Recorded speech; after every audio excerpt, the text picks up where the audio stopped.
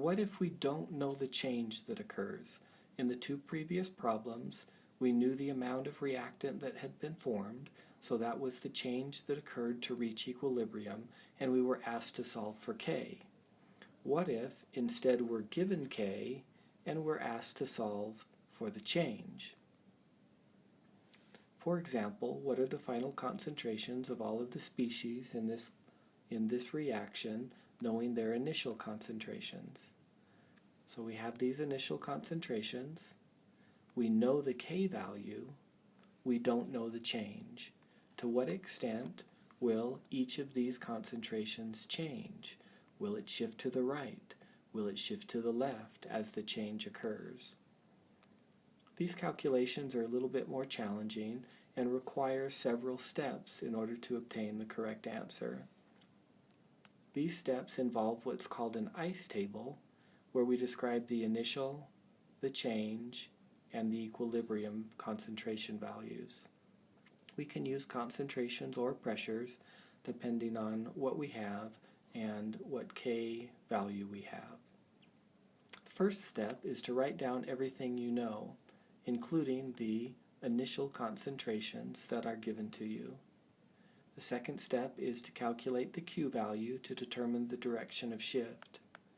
Then choose a variable, such as x, that will describe the change, and it will be x that we will be calculating.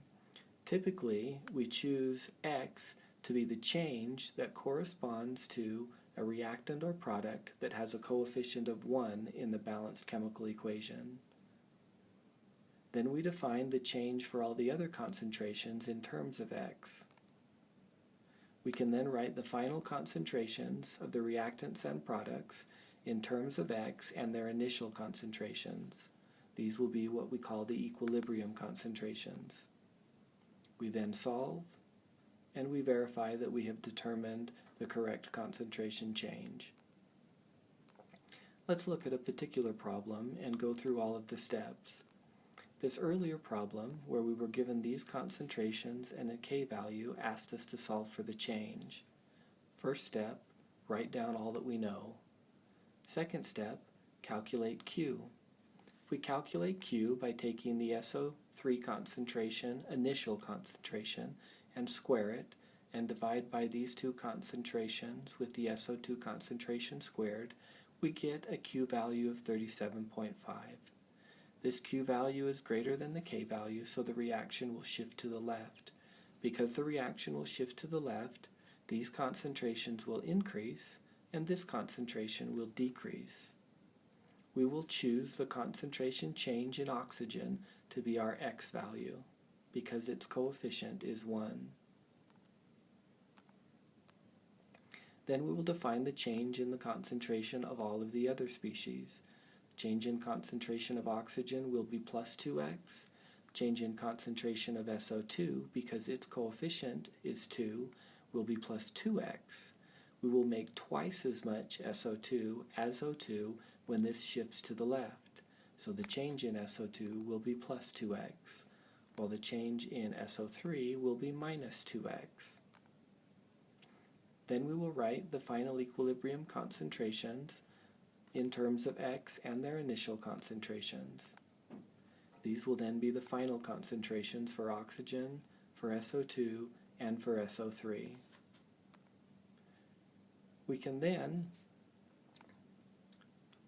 set up the ICE table in the traditional fashion, where we write the reaction first, then we write the initial concentrations, the change in the concentrations, and the equilibrium concentrations. Some people even call this, instead of an ICE table, they call it a rice table. Why? Because the first thing that we write is the reaction. So we have a rice table. ICE or rice table, however you want to describe it, is just fine. Now that we know the equilibrium concentrations in terms of the initial concentration and the change in concentration, then we can solve for the change in concentration. How? We simply take the K value which is given, plug in the equilibrium concentrations that we have determined in terms of initial concentration and change, and we end up with one equation and one unknown. You can quickly see how this can be very challenging to calculate the change in concentration. This ends up becoming a cubic equation. If we solve this cubic equation using the help of a calculator or some mathematical program, we see that x is 0.0428. We will not end up solving cubic equations. All of our systems will be only as complicated as the quadratic formula. However, I do this first so that you can recognize these calculations can become quite challenging rather quickly. Because of that, in the next lecture, we will talk about approximations that we can make in order to simplify the math and still get a reasonable change or x value. Once we have determined x, then we can plug x into our final concentration equations and solve for their true final concentration. The last step is then to verify. We will take these final concentrations, plug them into the k expression, and make sure we get back our original k value. The book also suggests using a trial and error technique where we just plug in an x value and see what we get for k. If we don't get 4.32, then we modify it until we do get 4.32. The book suggests this as a plausible technique, and it will work. This is the only textbook in which I have seen that approach. Most textbooks rely on mathematically solving for x.